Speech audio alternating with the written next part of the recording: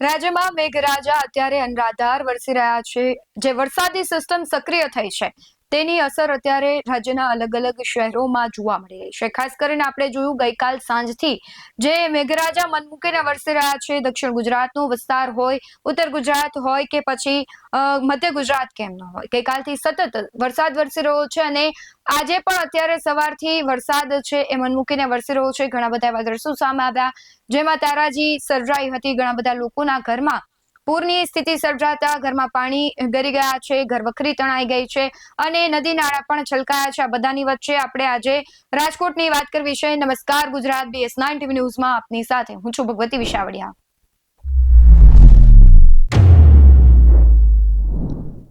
જે પ્રમાણે હવામાન વિભાગ દ્વારા આગાહી કરવામાં આવી હતી, હવામાન નિષ્ણાંતોએ પણ આગાહી કરી હતી અને તંત્ર પણ એક્શન મોડમાં અને એલર્ટમાં હતું। ગઈકાલથી શાળાઓમાં રજા જાહેર કરી દેવામાં આવી છે। ત્યારે જે સિસ્ટમ સક્રિય થઈ છે તેની અસર આજે રાજકોટમાં પણ જોવા મળી રહી છે। રાજકોટની જ વાત કરવી છે અને અમારી સાથે જોડાઈ ગયા છે અમારા સંવાદદાતા રાજેશ જોશી। રાજેશ, અત્યારે રાજકોટમાં પણ વરસાદી માહોલ છે, તમે કઈ જગ્યાએ ઉભા છો ને જે પોપટપરાનું નાલું છે ત્યાં સતત થોડોક એવો વરસાદ વરસતો હોય તો એ છલકાઈ જતો હોય છે અને વાહન ચાલકો અને રાજકોટ વાસીઓને તકલીફ પડતી હોય છે, શું કહેશો? ચોક્કસથી ભગવતી, અત્યારે અમે રાજકોટના પોપટપરા વિસ્તારની અંદર છીએ। ગઈકાલ રાત્રિ એટલે કે શુક્રવારના સાંજના 6 વાગ્યાથી વરસાદ છે તે રાજકોટની અંદર સતત જોવા મળી રહ્યો છે। હું તમને અત્યારે પોપટપરાના જે નાલું છે તેમના દ્રશ્યો એ સ્ક્રીન પર બતાવવા માંગીશ કે અત્યારે ગઈકાલ સાંજના સમયથી અત્યાર સુધી સતત વરસાદ ચાલુ છે અને વરસાદ છે તે 2 ઇંચ જેટલો નોંધાયો છે। પરંતુ આ દ્રશ્યો તમે જોઈ શકો છો કે માત્ર 2 ઇંચ જેટલા વરસાદમાં પણ આ જે પોપટપરાનું નાલું છે તે પૂરેપૂરું પાણીની અંદર તરબોળ થયું હોય તેવા દ્રશ્યો હાલ અત્યારે જોવા મળી રહ્યા છે। આ સીધા દ્રશ્યો હું તમને બતાવી રહ્યો છું। બીજી તરફ રાજકોટ મહાનગરપાલિકા દ્વારા પણ આજુ વખતે અગાઉ સાવચેતી છે તે રાખવામાં આવી છે। રાજકોટ મહાનગરપાલિકા દ્વારા ટોટલ રાજકોટની અંદર 89 પોઈન્ટ છે એ કવર કરવામાં આવ્યા છે। એમાં પણ આ 89 પોઈન્ટમાંથી જે રાજકોટનું આ જે પોપટપરાનું નાલું છે ત્યાં દર વર્ષની આ તકલીફ છે તે જોવા મળતી હોય છે। હાલ અત્યારે આ પોપટપરાનું જે નાલું છે તેને રેડ ઝોનની અંદર રાખવામાં આવ્યું છે ને તમે દ્રશ્યોમાં પણ જોઈ શકો છો, પોલીસ દ્વારા બેરિકેડ લગાવવામાં આવ્યા છે। બંને બાજુથી પોપટપરાનું નાલું છે તે હાલ અત્યારે બંધ કરી દેવામાં આવ્યું છે, કારણ કે દર વર્ષે પોપટપરાનું આ જે નાલું છે તે પાણીની અંદર તરબોળ થતું હોય છે। આ તમે દ્રશ્યો પણ જોઈ શકો છો કે આ જે વિસ્તાર છે તેમનું સંપૂર્ણ જે પાણી છે તે આ નાલામાં થઈ અને નીકળતું હોય છે। તેમના હિસાબે દર વર્ષે આ સમસ્યા છે તે અહીં જોવા મળતી હોય છે। બીજી તરફ રાજકોટ મહાનગરપાલિકાના અધિકારી તેમજ પોલીસ સ્ટાફ છે તે અત્યારે તૈનાત કરી દેવામાં આવ્યું છે। પાણી નિકાલની પ્રક્રિયા છે તે સતતપણે ચાલુ રાખવામાં આવી રહી છે, કારણ કે હાલ અત્યારે જે વાહન ચાલકો અહીં આવી રહ્યા છે, અહીંથી જે નીકળવા માંગતા હોય છે તેમને પણ અત્યારે રોકવામાં આવી રહ્યા છે। બીજી તરફ હું તમને એ રોડના પણ દ્રશ્યો બતાવીશ કે જ્યાં અત્યારે થોડા અમથા વરસાદની અંદર પણ રાજકોટના જે અનેક વિસ્તારો છે તે પાણીની અંદર ગરકાવ થયા હોય તેવી રીતે લાગી રહ્યું છે। હાલ અત્યારે તમે જોઈ શકો છો આગળ જે રસ્તો છે ત્યાં પણ મહાનગરપાલિકાના જે બેરિકેડ છે તે લગાવવામાં આવ્યા છે। પોપટપરાના નાલાની જે બાજુમાં છે ત્યાં પોલીસ બેરિકેડ લગાવવામાં આવે છે। સંપૂર્ણ આ જે નાલાનો વિસ્તાર છે તે હાલ અત્યારે પૂરતો જે બંધ કરવામાં આવ્યો છે, કારણ કે આ દ્રશ્યો આપ જોઈ શકો છો માત્ર 2 ઇંચ જેટલા વરસાદની અંદર પણ રાજકોટના અનેક વિસ્તારો છે તે પાણીમાં ગરકાવ થયા છે। વોર્ડ નંબર 3 ની અંદર આવતું આ પોપટપરાનું નાલું છે દર વર્ષની સમસ્યા છે, પરંતુ હજી સુધી આ સમસ્યાનો ઉકેલ છે તે આવ્યો નથી તેવા અનેક સવાલો પણ ઉઠી રહ્યા છે। મહાનગરપાલિકા દ્વારા જે પ્રી મોન્સૂનની કામગીરી કરવામાં આવતી હોય છે, આ પોપટપરાનું જે નાલું છે તે દર વર્ષની સમસ્યા છે, પરંતુ રાજકોટ મહાનગરપાલિકા દ્વારા કાયમી ઉકેલ કરવામાં આવતો કેમ નથી, આ પણ એક મોટો સવાલ ઉભો થઈ રહ્યો છે। કારણ કે પ્રી મોન્સૂનની કામગીરીની અંદર જે મોટા મોટા દાવાઓ કરવામાં આવતા હોય છે, કરોડો રૂપિયાના ખર્ચે પ્રી મોન્સૂનની કામગીરી કરવામાં આવતી હોય છે। આજે રાજકોટ મહાનગરપાલિકાની અંદરની અંદર આવતું આ જે પોપટપરાનું નાલું છે તે દર વર્ષની સમસ્યા છે, તેમ છતાં પણ રાજકોટ મહાનગરપાલિકા દ્વારા આનો કાયમી ઉકેલ છે તે કરવામાં નથી આવતો। જી રાજેશ, આ એક વર્ષનો પ્રશ્ન નથી કે આ એક નાલાનો પ્રશ્ન નથી. રાજકોટમાં ઘણા બધા એવા નાલા છે કે જે હમણાં જ બનાવવામાં આવ્યા છે, તેમ છતાં ત્યાં પાણી ભરાવાની સ્થિતિ છે. એટલે કે જે વ્યવસ્થાઓ છે તે અપૂરતી કરવામાં આવે છે, તેમાં ક્યાંક ખામી હોય છે. એટલે રાજકોટવાસીઓને તેનું પરિણામ ભોગવવું પડતું હોય છે, હાલાકી ભોગવવી પડતી હોય છે. પરંતુ એ સમજવું છે કે રાજકોટ મહાનગરપાલિકાએ પ્રી મોન્સૂનની જે કામગીરી છે કયા પ્રકારની કરી હતી. કારણ કે શરૂઆતી જે 2 થી 3 દિવસના વરસાદમાં, સામાન્ય વરસાદમાં જો આ પરિસ્થિતિનું નિર્માણ થતું હોય તો ભારે વરસાદ પડે તો પછી રાજકોટની પરિસ્થિતિ કેવી થાય? ચોક્કસથી પ્રી મોન્સૂનની કામગીરીની જો વાત કરીએ તો જે રાજકોટના મેયર છે નેલ શુક્લ તે પૂરેપૂરા એક્શનમાં જોવા મળ્યા હતા. શરૂઆતીનો જે માહોલ હતો, જે ચૂંટાયેલી નવી બોડી પદાધિકારીઓની આવી હતી, તેમાં પણ જે મેયર છે તેમને લોકોએ ખાસ કરીને આવકાર્યા હતા કે જે મેયર છે તે રાજકોટના ઇતિહાસમાં ન મળ્યા હોય તેવા મેયર છે. પરંતુ આ જ મેયર છે તે અત્યારે ક્યાંક ને ક્યાંક આ વરસાદી માહોલ અત્યારે જે જોવા મળી રહ્યો છે તેમાં ક્યાંક તેમની જે કામગીરી હોય છે પ્રી મોન્સૂનની તેમાં ક્યાંક નબળા દેખાઈ રહ્યા છે. કારણ કે આપણે છેલ્લા ઘણા સમયથી જોઈ રહ્યા છે, આને પહેલાનો જે વરસાદ હતો તે માત્ર 15 મિનિટ સુધી જ વરસાદ છે તે વરસ્યો હતો. પરંતુ રાજકોટના એવા અનેક ભાગો હતા કે જે પાણીમાં ગરકાવ થયા હતા.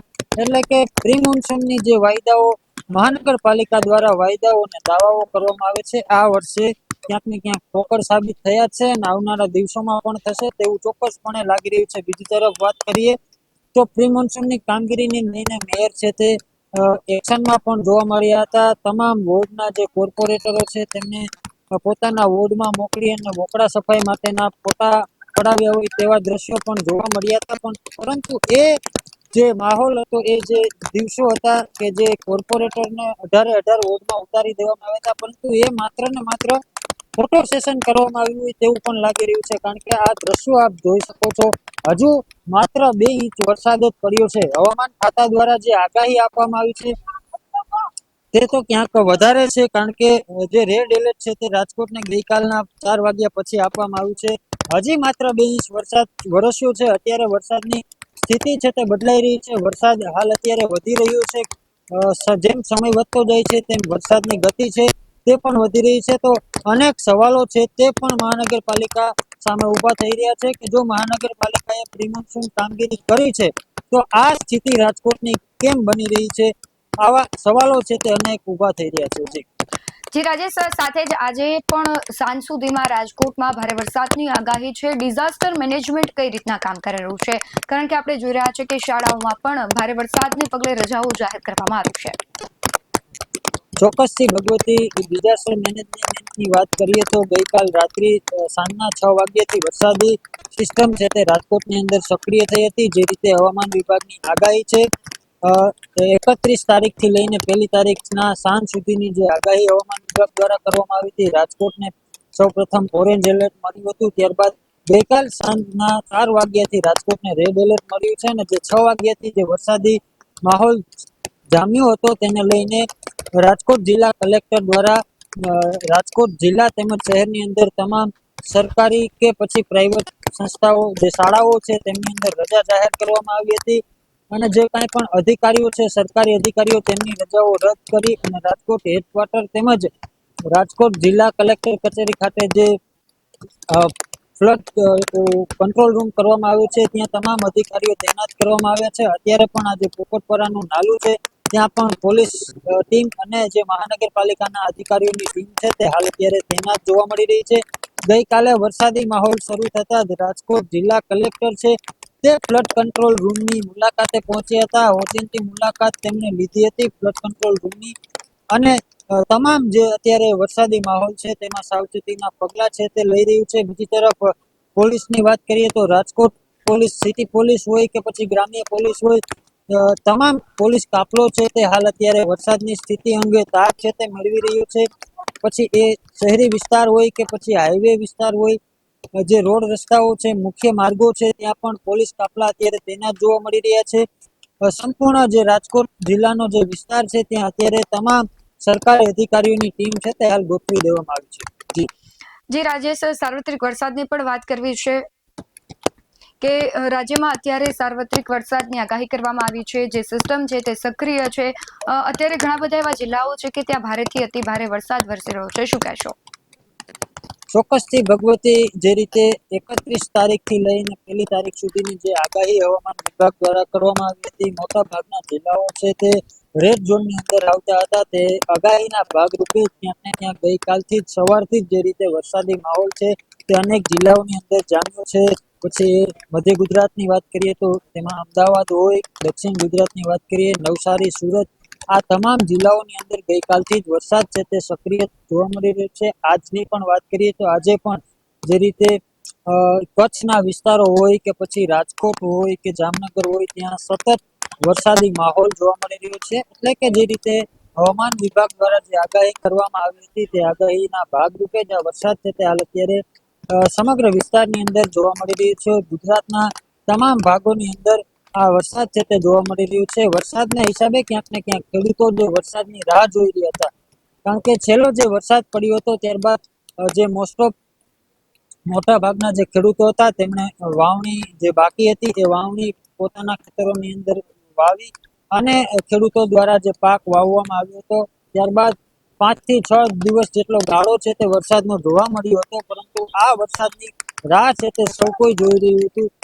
ભલે અત્યારે લોકો છે તે ભયના માહોલમાં છે, કારણ કે હાલ અત્યારે સરકારી તંત્ર છે તેમના દ્વારા તમામ લોકોને, ગુજરાતના તમામ વાસીઓને સાવચેત કરવામાં આવી રહ્યા છે. પરંતુ ખેડૂતો છે તે આ વરસાદની રાહ જોઈ રહ્યા હતા અને હાલ અત્યારે ક્યાંક ને ક્યાંક વરસાદ છે તે તમામ ભાગોની અંદર, ગુજરાતના તમામ વિસ્તારોની અંદર જોવા મળી રહ્યું છે. તેના હિસાબે ક્યાંક ને ક્યાંક ગુજરાતના કે પછી સૌરાષ્ટ્રના જે ખેડૂતો છે તેમાં હાલ અત્યારે ખુશીનો માહોલ પણ જોવા મળી રહ્યો છે.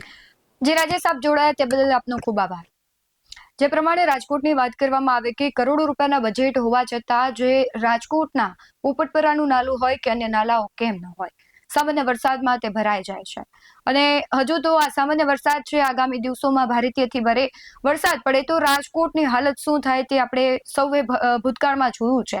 અને જો આ વખતે પણ ભારે વરસાદ પડે છે તો ઘણા બધા એવા વિસ્તારો છે કે તે જળમગ્ન થઈ શકે છે, ત્યાં વિનાશ જેવી પરિસ્થિતિનું નિર્માણ પણ થઈ શકે છે. એટલે તંત્રની પ્રી મોન્સૂન કામગીરી ઉપર પણ ઘણા સવાલો થઈ રહ્યા છે. પરંતુ આ બધાની વચ્ચે હવામાન વિભાગ દ્વારા આગાહી કરવામાં આવી છે આગામી દિવસોમાં ભારેથી અતિ ભારે વરસાદ પણ વરસવાનો છે. જો તમારા વિસ્તારમાં વરસાદ પડી રહ્યો હોય તો એ વિડીયો તમે અમને અમારા વોટ્સએપ નંબર પર મોકલી શકો છો. બાકી આવા જ વધુ અહેવાલો સાથે ફરી મળતા રહીશું. તમે અમારી યુટ્યુબ ચેનલને સબસ્ક્રાઇબ કરવાનું અને ફેસબુક અને ઇન્સ્ટાગ્રામ પર ફોલો કરવાનું ભૂલશો નહીં. બાકી નવી અપડેટ્સ મેળવવા માટે જોતા રહો BS19 ન્યૂઝ. નમસ્કાર.